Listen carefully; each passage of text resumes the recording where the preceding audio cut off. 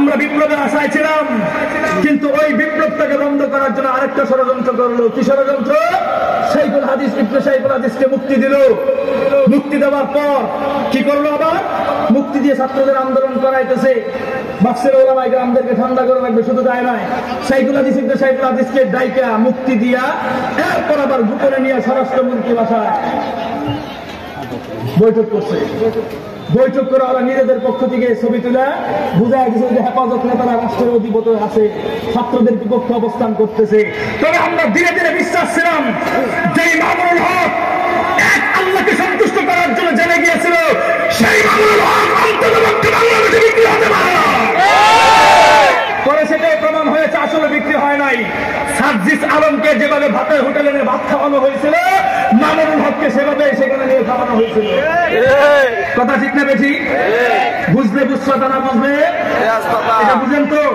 কথাটা বুঝেন। শাইখুল হাদিস ইবনে শাইখুল হাদিস সবেমাত্র জেল থেকে বের হলো।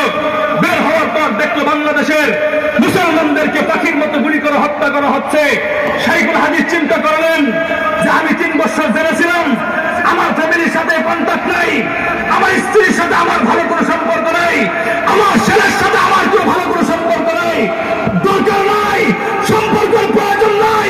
আমি এক আল্লাহকে সন্তুষ্ট করার জন্য গোলামি করে জেলে গিয়েছিলাম, সেই আল্লাহকে সন্তুষ্ট করার জন্য আমার প্রয়োজনে জেলে যাব। মোবাইলের লাইভের মাধ্যমে পরিষ্কার ঘোষণা করে দিল, আমার আরেকটা ছাত্র ভাইয়ের লাশ যদি রাস্তার মধ্যে পড়ে, আমরা আলেম সমাজ সেই লাশ আর কবরস্থানে দিব না। ছাত্র ভাইদের লাশগুলো কাঁধের মধ্যে বহন করে লুটমাস করে দেশের সালের বদল ঘটিয়ে ছাড়বো। কথা চিন্তা গেছে। শাইখুল হাদিসের এই কিংবদন্তি বক্তব্য জালেমদের বুকের মধ্যে পাথরের মতো আঘাত করেছে। আঘাতের পর আঘাত করে দোকান নিয়ন্ত্রণের শক্তি হারিয়ে ফেলেছে। ছাত্র ভাইদের যৌক্তিক দাবি ছিল কোটা সংস্কার করা, কিন্তু 5 তারিখে পীর সাহেব ফয়জুল করিম চরমনায় হুজুর সহ শাইখুল হাদিস সকলে ঐক্যবদ্ধ হয়ে নারায়ে তাকবীর আল্লাহু আকবার ধরে দিয়ে গোটা বাংলাদেশ থেকে 16-17 বছরের খুনি স্বৈরাচারকে জুতা পেটা করে দিল্লি পর্যন্ত পাঠিয়ে দিয়েছে।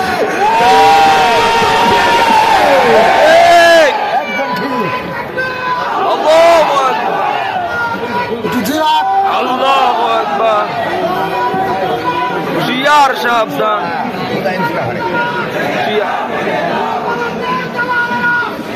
সাবধান। স্লোগানটা আমি শিখিয়ে দিই, একজন দাঁড়াবেন না, এই স্লোগানটা বারবার দিবেন। বলেন নারায়ে তাকবীর, আল্লাহু আকবার, আল কোরআনের আলো, ঘরে ঘরে জালো, আল হাদিসের আলো, ঘরে ঘরে জালো, দিল্লি না ঢাকা, দিল্লি না ঢাকা। এতটুকু স্লোগান যারা মজবুত ভাবে দিতে পারবেন তারা দাঁড়াবেন, সৌন্দর্য নষ্ট করবেন না। কথাটা বুঝেন। ছাত্র ভাইদের এই করে উত্থান আমাদের যে হয়েছিল তার উল্লেখযোগ্য কারণ কি ছিল জানেন? ছাত্র ভাইদের মধ্যে আন্দোলনের মধ্যে কে জামাত ইসলাম, কে জমিয়তে উলামা, কে খেলাফতে মজলিস, কে চরমনাই, কোনো কিছু দেখবার টাইম ছিল না। কে হিন্দু, কে বৌদ্ধ। আমরা সিরাজগঞ্জের ইতিহাস জানি, ভুলে যাই নাই। হিন্দু মহিলা পর্যন্ত মৃত পুলিশের উপর জুতা পিটাইছে। কি পরিমাণ খুব তাদের উপর ছিল মানুষের। বিদুর্মী একটা জাতি, হিন্দু মানুষ, পুলিশ মারা যাওয়ার পরও ওরা গ্যাসটা জুতা পিটাইছে। তাহলে মানুষের কি পরিমাণ খুব তাদের উপর জমা ছিল। বিশ্বাস করেন এই কথা, আমরা মুসলমানরা ঐক্যবদ্ধ হয়ে স্লোগান পেয়েছিলাম, স্বাধীনতা পেয়েছি, কিন্তু মনে রাখবে কথা ঠিক না ঠিক? এই জন্য তো আমরা বলি, বিগত বছর আমি আর তুমি যদি মুসলমানরা দলে দলে যদি বিভক্ত না হয়ে যেতাম, আমি আর তুমি যদি এই জাতির মধ্যে মুসলমানরা যদি দলে দলে বিভক্ত না হয়ে সমাজের মধ্যে সুন্নি আর ওয়াহাবি বলে পার্থক্য করবার চেষ্টা না করতাম, আরে আমি আর তুমি যদি এই জাতির মধ্যে মুসলমানরা দলাদলি না করে কওমি আর আলিয়া মাদ্রাসার বিভেদ করবার চেষ্টা না করতাম, তাহলে এদেশের লাখ কোটি উলামায়ে কেরামদের উস্তাদুল আসাতিজা, হেফাজতের নেতা শাইখুল হাদিস আল্লামা আহমদ জুনায়েদ বাবুনগরীকে রিমান্ডে নিয়ে মৃত্যুর পথযাত্রী করবার দুঃসাহস কেউ করতে পারত না।